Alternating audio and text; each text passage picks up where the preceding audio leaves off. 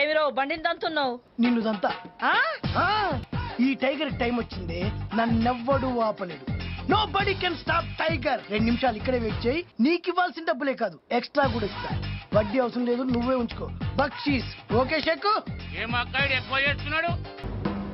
ఆడు పైసలైతే తేకపోని పిసికి సంపుతా.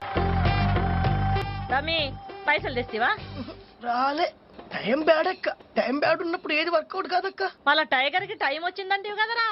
రాలే. మళ్ళా ఏమే పోవే చెక్కు అంటివి కదరా? ఊకోక.